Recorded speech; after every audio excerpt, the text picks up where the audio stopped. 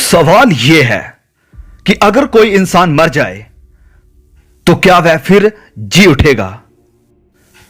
अगर एक आदमी मर जाता है तो क्या वह फिर से जी उठेगा? तो उसमें प्रॉब्लम क्या है, मृत्यु और जिंदगी में या जिंदगी और मृत्यु में? क्या आपने कभी इसके बारे में सोचा है?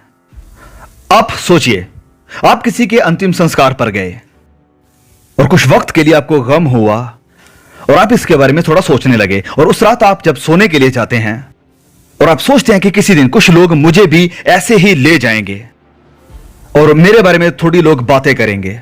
क्या यही है अंत? क्या यहीं पर सब कुछ खत्म हो जाएगा?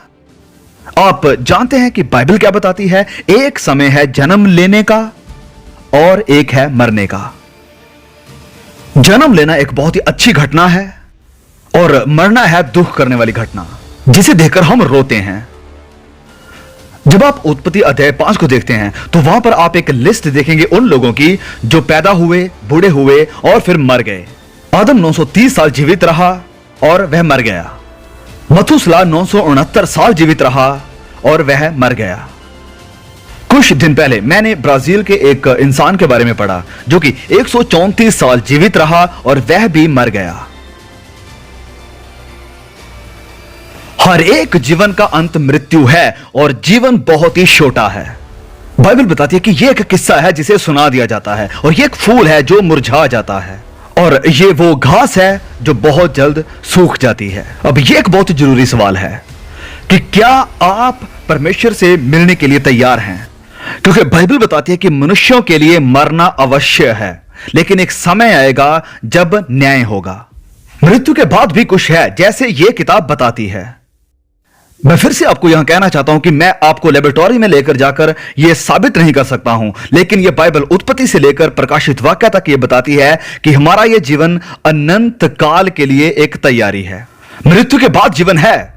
पुराने नियम ने इसे बताया, नए नियम ने इसे बताया, प्रभु यीशु ने भी इसका जिक्र किया और प्रेरितों ने भी इसका प्रचार किया था।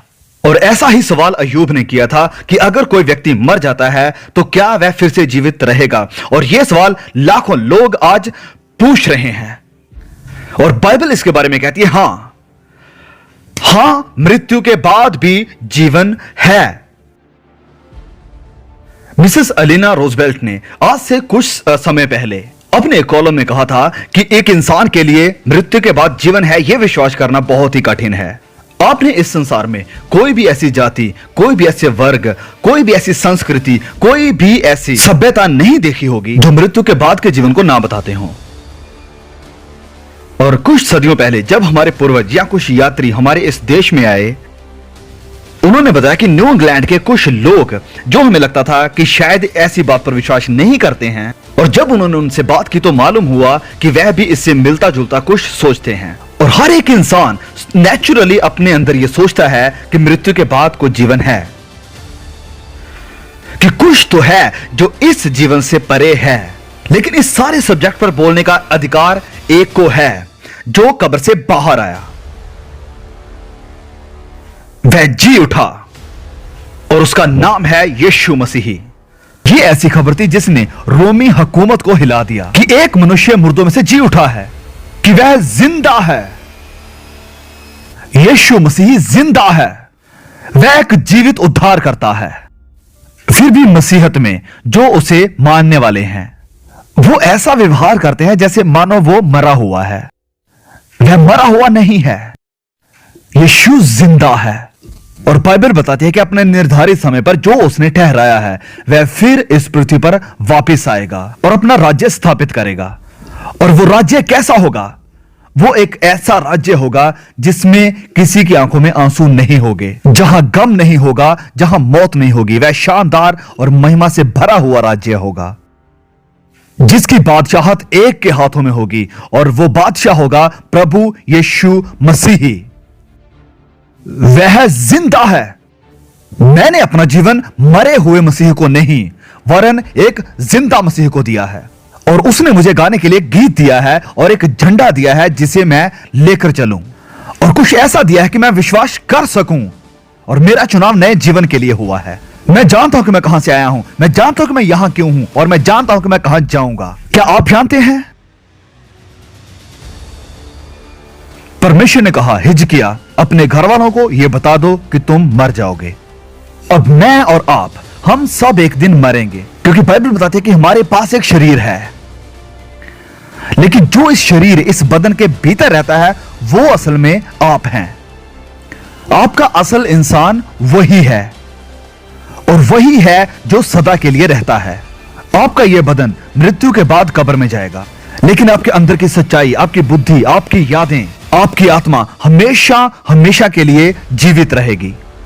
और जैसे बाइबल बताती है, आप कभी नहीं मरेंगे, और आप लाखों करोड़ों साल उस नई दुनिया में बिताने जा रहे हैं। और इस बात की यह गवाही देती है यह किताब, इस बिली ग्राहम के अनुसार नहीं, लेकिन मसीही यीशु के अनुसार, क्योंकि यीशु ने स्वर्ग राज्य की बातें की हैं, लेकिन यीशु ने इससे भी ज्यादा नरक के बारे में बताया है। बाइबल के बाकी लोग नरक के बारे में इतना नहीं बताते हैं, लेकिन यीशु ने इसके बारे में बहुत बात की है। कई लोग कहते हैं कि हम तो नरक को नहीं मानते हैं, लेकिन हम वचन को मानते हैं, लेकिन असल में वह वचन को भी नहीं मानते हैं। प्रभु यीशु ने इसके बारे में बहुत जिक्र किया है, लेकिन इसके लिए उनका मतलब क्या था? यीशु ने कहा कि मनुष्य का पुत्र अपने स्वर्गदूतों को भेजेगा और वह उसके राज्य में से सब ठोकर के कारणों को और कुकर्म करने वालों को इकट्ठा करेंगे और उन्हें आग के कुंड में डालेंगे, जहां रोना और दांत पीसना होगा। इससे प्रभु का क्या मतलब था?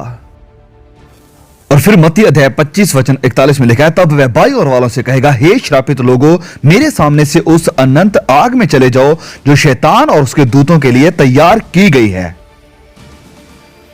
इन सारी बातों से जो हमने पढ़ी हैं, प्रभु यीशु का मतलब क्या है? यीशु कह रहा है कि नरक कभी भी मनुष्यों के लिए नहीं था, और परमेश्वर नहीं चाहते हैं कि कोई इंसान नरक में जाए। और अगर कोई मनुष्य वहां पर जाता है तो वह अपने लिए हुए फैसले की वजह से। नरक असल में शैतान और उसके दूतों के लिए बनाई गई थी, मनुष्यों के लिए नहीं। परमेश्वर ने कभी नहीं सोचा था मनुष्य को नरक भेजने का, और उन्होंने अपने डिवाइन प्लान के मुताबिक सब किया जिससे हम बच जाएं, यहां तक कि अपने इकलौते बेटे को क्रूस पर दे दिया।